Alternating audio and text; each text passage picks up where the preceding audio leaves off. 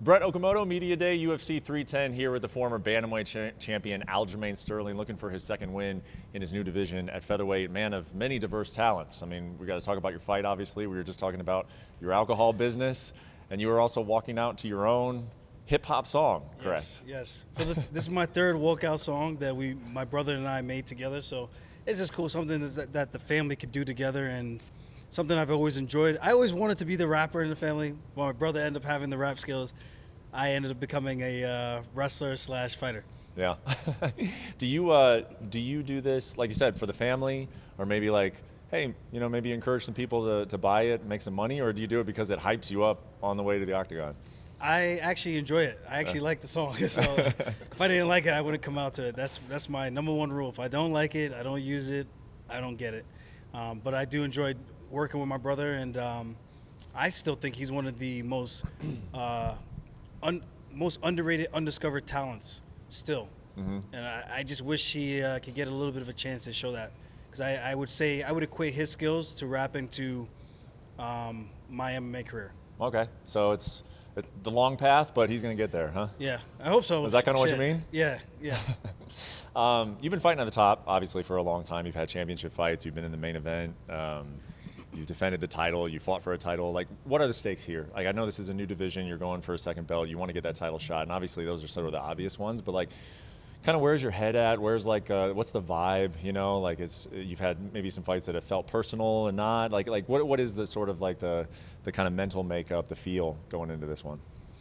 I want to prove a point, and not prove a point by being reckless. Prove a point with I'm just looking to be ferocious, man. I'm looking to.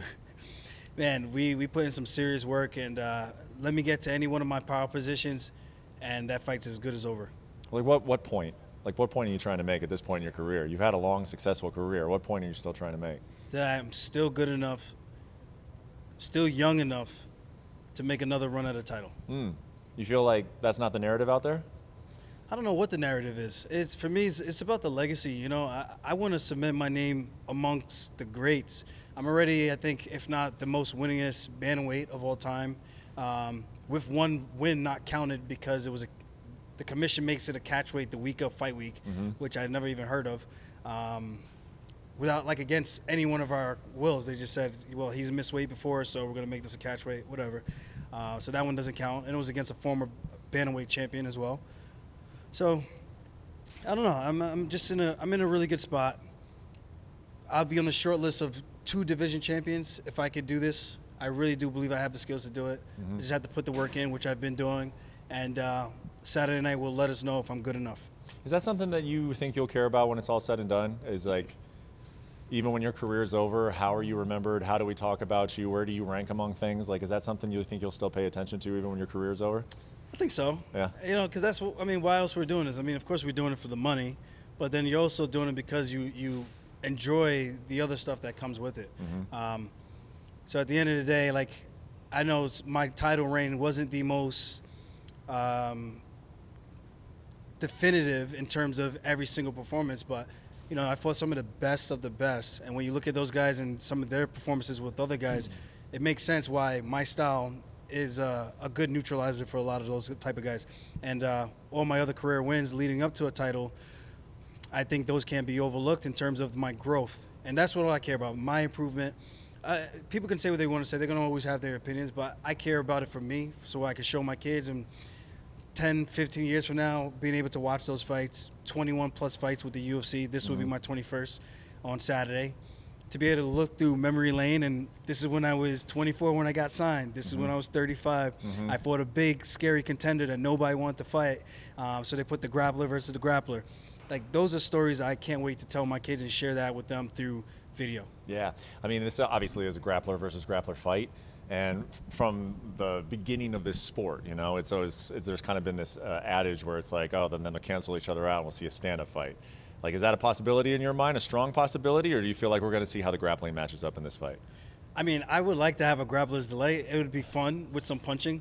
But I could also see it being a stand-up fight. Yeah. I've already prepared for multiple scenarios, so we'll just see whichever way the fight decides to go. I know where I'm trying to go. I'm looking to push the pace and just really take the fight to this guy and see what he's really trying to do, and he's going to have to make a decision. Is he going to look to strike back, or is he going to look to grapple? And hopefully he makes a mistake, leaves his neck out there, and like snatch that shit up and put him to sleep. Well, you're talking about the preparations, and you use the word ferocious, and like you can just even see it, you know, when you're talking about it. Like, what's the point you want to make? Like, you know, I want to get to my power spots and do this and that. And it's like, but you're always working hard. You're always looking to take advantage of power positions. Is there like something? Is there something more like? Is there an edgier net into this, or is this kind of just how you chose to describe it? I mean, honestly, it might sound cheesy, but I'm more pissed off to just be great. That's really it. I know there's people that's counting me out. They're saying even if I do get past Movsar, that I have no shot with the current champ. I mean, we'll see whoever the current champ is at the time. I'm not worried about him. I'm worried about me, and I need to get there first, and I need to go through Movsar in order to do that. Why do you think people are still doubting you, man? Because like, you have won a belt. You have They're held a belt. Man. They're weird. There's nothing that satisfies them. They just keep moving the goalposts. Well, he did this. Well, he did this. Well, this guy was that, and he was. I'm like, brother, I could only if I didn't win any of those matchups, then it would be worse. You'd be saying worse things. Yeah. So, at the end of the day, I won. Yeah. What are you even talking about? You can't deny numbers. Like, numbers don't lie. How was your? Because it felt like we were always kind of talking about your health there for a little bit at 135, and the neck obviously was a big deal. Like, being at 145, I would imagine that it's a little bit better for your health, obviously, just because you're putting more into your body and sustaining it more. But I don't want to just like ask you about your health a ton, and then all of a sudden to just assume that it's like it's been great all this time. Like, you still holding up pretty good? No, I'm great. This is actually probably outside of the elbow injury that I had from that Kimura and sparring. I think I've been pretty damn healthy the majority of this camp. I had one other little thing, but it happens. Like, you're gonna have small stuff, but I'm golden. My main thing was coming into the fight when I wanted to fight, not because someone wants to fight sooner and then I'm trying to oblige to their rules. I'm like, no.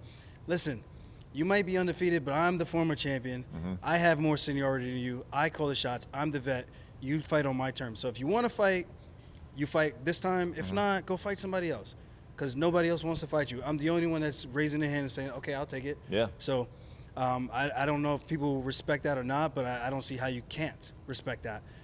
So with that said, no excuses, no injuries. May the best man win. Yeah. One of the last things I have for you is, well, how do you think the interactions are going to be between you two? Because he does have like sort of that, I don't know how you would describe it, like maybe arrogance or confidence or cocky. How would you describe it, and how do you think the interactions are going to go between you two? He definitely has a little aura of arrogance around him for sure. But I think he's probably got that because he's undefeated for now. So it's okay. I actually saw him at the PI cafeteria. Very PC, no problems, no issues, shook his hand. I think he was he was telling me stay healthy. I'm just laughing in my head. I'm like, I don't know if this is how you talk to everybody, or if you're like trying to like, is this like your mental psyche or something? I don't know. It is what it is. I got a good feel, and I like where I'm at. Yeah. Last thing for you, I know you're considering this as a number one contender fight. Is it like do you like the way you see that the division sort of settling out? Do you feel like this is the fight that gets you to the championship? I think so. I mean, they can't even get the guy a fight. He was top 5. He beat Arnold Allen. Arnold Allen just beat Giga Chikadze. Somehow Arnold Allen bumped over him in rankings and over Movsar, which is kind of had me scratching my head. But I think he's a top 5 guy in Movsar, and I think the winner of this should be next in line in terms of if Volkanovski is not going to come back and fight right away for the title, then someone has to step in there. Yeah. And we would have beaten the highest ranked guys outside of Brian Ortega and Diego Lopez. And if that's the case, then if we have to fight about it, we can fight about it. Well, I think everybody knows Movsar he's not like the household name, but I think people are aware of what he's been doing and the success he's had in this division. So I do think that you'll get a lot of credit for winning this fight on Saturday. Looking forward to seeing it, man. Thank you for taking the time, sitting down with us. Thank you. Appreciate it.